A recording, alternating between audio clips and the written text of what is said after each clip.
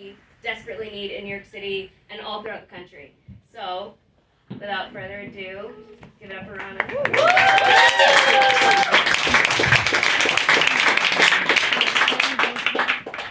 Hi all, what's up? Hi. How do you feel? Great. Everybody was funny. Wow, this room is full. It's filling. That's awesome. Well, first of all, thank you all so much for being here. Thank you for the organizers. I'm so great. Thank you for your jokes. I'll talk a little bit about myself, and I will not pretend to be funny, but I might. Here we are. So my name is Rana Abdel Hamid, and I have also fake names too. So shout out to the fake names. And I'm running for Congress in New York's 12th district, which is. And this is a comedy fundraiser, as you know. Emphasis on fundraising. And we launched a campaign last April. I'm born and raised in Queens. I love how many folks from Queens are up here. It's amazing. I can never find people from Queens anymore. I live in Astoria, so I'm walking around. Nobody is from Queens. No shade, but y'all are from Queens.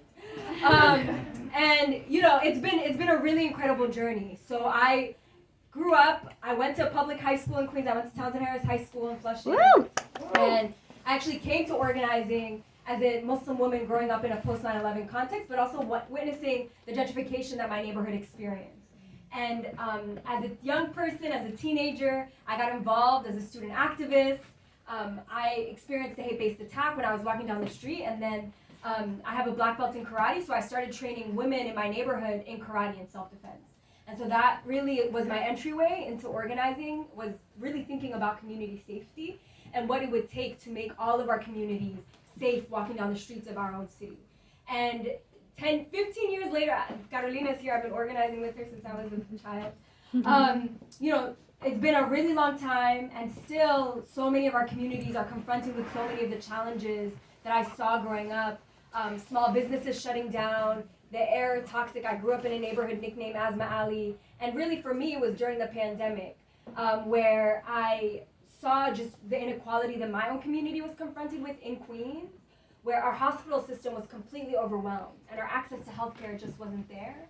And my mom, who's an educator, got sick pretty early on, and it was on those nights in which sirens were ringing through Queens, which everyone who maybe was in Queens at the time can remember, but there was no place for people to go. And the reality is the district I'm running in is not Westchester, but it is one of the most unequal districts, one of the wealthiest places in the country. If we were a country, we'd be the 9th most unequal country in the world. And we've had the same representation for 3 decades. And it's been a really long time. This representation has not been engaged with communities like mine. And we've been building with an incredible coalition, just inspiring volunteers and political organizations and grassroots organizations. And the election is June 28th.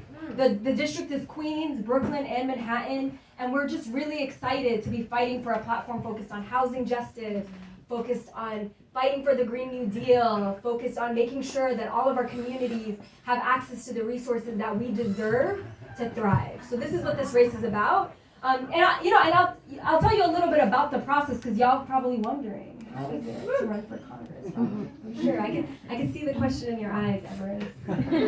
You look so reflective, or bored of my speech. But that's a different story. I'm just showing you. So as you can imagine, running for Congress as a young Muslim woman of color, it's really easy. It's like the easiest thing I've ever done. Every single day I wake up and I call all of my multimillionaire friends, and I just ask them for contributions for my campaign, and they're like, "Word, we got you." And they max out, no questions asked. They donate to me directly. Also, by the way, if anyone was wondering, electoral politics is super diverse. Every single place, there are black and brown women everywhere. In every single part of politics, it feels like the American government was built for women who look like me. It's fascinating, truly. I actually don't understand what's wrong, because it's been so great. But no, it's not at all. It's actually the opposite. As you can imagine, April Fools, as you can imagine. It's been hard, running for office is expensive. Can someone guess how expensive it is to run for office? Don't tell me if you watch my video already. 2 million. How expensive do I you think don't know. it is? 2 million? You watched the video? I didn't watch it. Oh, I'm good. Yeah, you're good. So yeah, it costs around $2 million. So we're trying to raise around $2 million, which is why we're being creative with this comedy fundraiser. And you know, it's been quite hard because I'm 28, and so all of my friends are also, you know, around my age, which means they're also broke. And so every day, I call my friends. I do call time. You know, I call Ahmed, and he no longer answers my calls anymore. I know, you know, I've called him 30 times literally this past month. Not gonna lie. And so none of my friends pick up any of my calls. I see you, Umar. You're like looking the other way. And so basically, I have no more friends. And even though they're right, like I am calling to ask for money. I'm not calling to ask how you are. It's still rude, you know. Like they all should pick up. What if I'm struggling? What if I'm going through something? It's hard to run for Congress. Yeah, and you know the hardest thing though, it's not. You know, it is definitely hard to be a woman of color, a hijab-wearing Muslim woman running for office. There's never been a Muslim elected to federal government in New York City ever. So we're making history, which is really amazing. But truly, the hardest part about this has been the fact that I'm a New Yorker, and so I can't drive. And so the district is in 3 boroughs. Yeah. So I gotta go from Queens to Brooklyn. Do you understand how hard that is? You're like, I've never been to Brooklyn. This is the first time. 2 buses and a subway. 2 buses and a subway. It sucks, right? There's a transportation desert out here. So yeah, so going to Brooklyn and going into the outer boroughs as someone who does not drive is a struggle, y'all. And so I will tell you, I have lost friends over this. Like my friends who are like, I don't want to live in Queens anymore. I want to live in Greenpoint. I'm like, deuces. It's over. If you call me, I'm not picking up because that's too far. Yeah, so that's how it's been. You know, we've been talking a lot about relationships tonight. I see a lot of people dating. I got married this year. I highly do not recommend getting married while you are running for office during a pandemic. That's not a thing. Wait, why is that? That. Sorry, where's the other one? Yeah, try that one. Okay, hello? Oh, I think it's. Yeah, I highly don't recommend getting married during a pandemic while you're running for office, truly. But the hardest part about me getting married was that my husband's from the South, so anytime I would have to introduce him to my family, it was a really big, you know, it was just like awkward because they were like, you're from Queens, why would you marry someone? He's from New Jersey. You know, I had to lie about it. I had to be like, nah, he's from the greater tri-state area. So yeah, my parents were just really shocked that I would be with someone outside of New York. It's definitely decreased my swag. But that's okay, because he's a great campaign husband. Shout out, he's filming with me right now.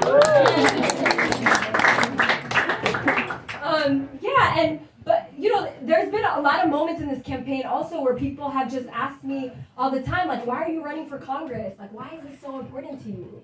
And I'm just like, y'all, like Congress, the average age is 60. Like, it's 80% white. Like, do I have to explain anything else? But I'm happy to explain, sure. I'm running against a woman who wore a burqa on the House floor to advocate for the invasion of Iraq and Afghanistan. That's not a joke. She really did that.